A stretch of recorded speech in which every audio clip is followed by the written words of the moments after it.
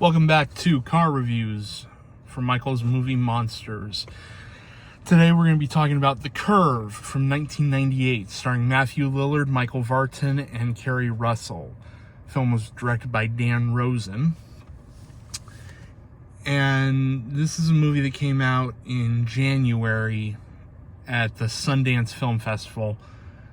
Apparently it caused a little bit of a bidding war, so the movie ended up being released by Trimark and later Lionsgate. Currently available to watch for free on Tubi. So there are certain movies out there that I consider to be perfect. And what I mean by that is Tubi is a streaming service that has ads. They interrupt the movie for like 30 seconds, 90 seconds, whatever it may be, depending on your ad break. So there are certain movies that it works with, and it gives it a real Saturday night TV movie. CBS, NBC, they used to have their movies of the week. And it's how we used to discover some of these movies. You know, we used to watch, like, it was a big deal when The Matrix was on Fox, and it was their movie of the week. And TV edits were a certain thing that, you know, hey, we have to add scenes, we have to edit things, we have to change the language in the movie, so you end up with Yippee-Ki-Yay, Mr. Falcon. I've had it with these monkey fighting snakes on this Monday through Friday plane. There are some really great edited lines out there that have become almost like memes themselves. And so there are certain films that I love to watch on Tubi. I love just this idea of curling up, and it doesn't have to be a big movie. It doesn't have to be a Jurassic Park or, you know, something huge. Tubi has an amazing horror selection. Honestly, there's stuff on there that I've never seen, but they're like classics that, you know, they're known.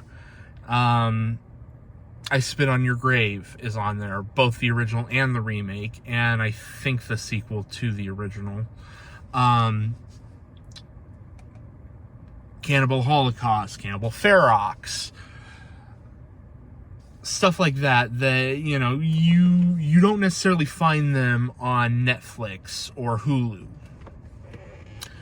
So with that in mind, The Curve, it's a thriller set at a college campus, and it's not a movie that's very really remembered.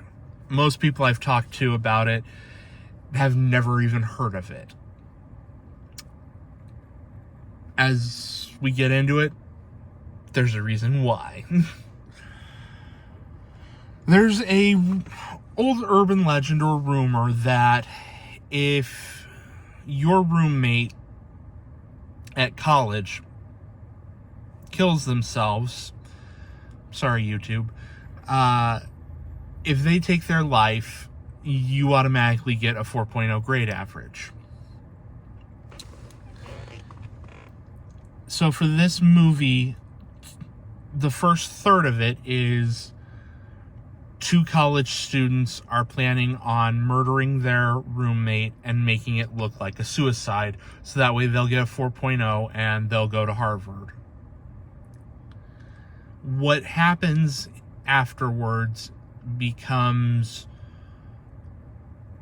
a story about who you can trust and where loyalties lie. So, to get into the pros of this movie was made for like $750,000. It's a fairly low budget movie.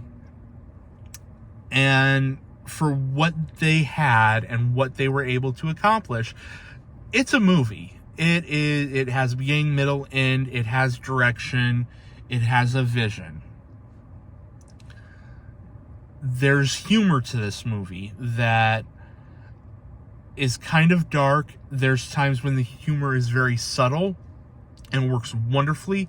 And then there's times when the humor is not so subtle and doesn't quite work. But there's an attempt to keep it going. This movie is like 90 minutes long. It doesn't feel like it. And I mean that in the best way. It has good pacing. Scenes move along at a brisk pace enough to where at the 1 hour mark, an ad came up and I saw it was, there's like half an hour left in this movie. I went, really? It's been going for an hour? Okay. Doesn't feel like it, but okay. Motivations are clear to a point where you can sit back and, like many Scream knockoffs of the era, you can look back and go, okay, so this person was aligned with this person, and you can kind of question whether there was more to their relationship than just friendship or not. And so it's something that I think is very good about it. Onto the mediocre. The characters in this suck. And it's through no fault of necessarily the writing, the directing, or the acting. It can be a million different reasons as to why the characters just didn't work for me. There's nobody that I found likable enough that I wanted them to succeed. And it's from the very beginning. So Matthew Lillard is very touchy-feely kissing on one of the characters' girlfriends, that even in the very beginning, I'm sitting there going, I don't like that. I don't like this guy. The roommate that they plan on killing, you want to see him die. You absolutely 100% are sitting there going, I cannot wait for him to die. The roommate is played by Randall Bickonoff, I think is his last name. I sat there watching it, and for the first third, I'm going, I know him. I know him from something, and I don't like him. What the hell do I know him from? And as I'm sitting there, finally an ad break came up, and I just pulled up IMDb on my phone, and I looked at him, and I found out, he was Buffy's boyfriend in the Buffy the Vampire Slayer movie. He was the boyfriend, Jeffrey, who breaks up with Buffy over her answering machine and takes one of her friends to the dance at the end of the movie. He plays that character really well.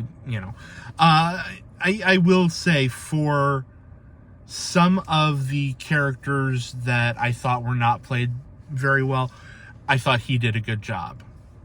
And I feel like that's kind of the thing with this movie, is that the performances are very hit or miss. Matthew Lillard gets a lot of love and points because he's Matthew Lillard. He was Stu in Scream, But Stu isn't in Scream as the lead. He's a side character. He's supporting.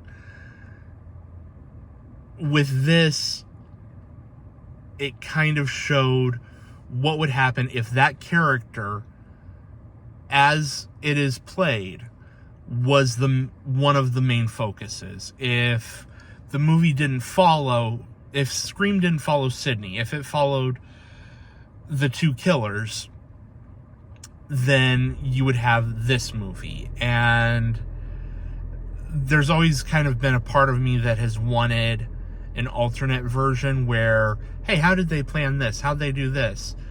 I don't want that anymore. I've seen what that movie would be, and I would not trade what we have for that. This kind of ends up becoming kind of a secondary, a second part for my Scream review. But, so, one of the other things that doesn't work for me with this movie is it's very predictable. It got to the third act and there were no surprises whatsoever about what was going on. I could see it coming a mile away. I feel like this is a movie that if it's your first thriller, if you're young and if I had seen this when I was 10, I would either have forgotten about it, or I would hold it in high regard as a favorite, the way I do like Urban Legend and stuff like that.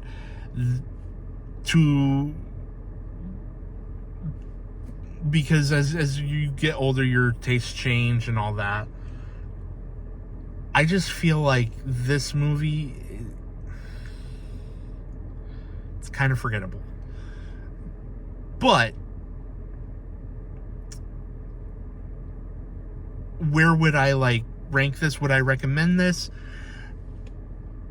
It's kind of fun to go back and see a young Matthew Lillard who is, getting some of his recognition, and you've got Kerry Russell there. This literally came out the year Felicity started, so you've got her. Michael Vartain, this is pre-Alias. It's kind of cool to go back and see some of these people before they got big, and honestly to go, oh, they really lucked out with this cast. I would just say it's kind of a bland, forgettable movie. I've seen better, I've seen worse. I feel like this wanted to be similar to Wild Things, where there's just these intricacies and twistings in the plot, and the movie never really pulls it off. So,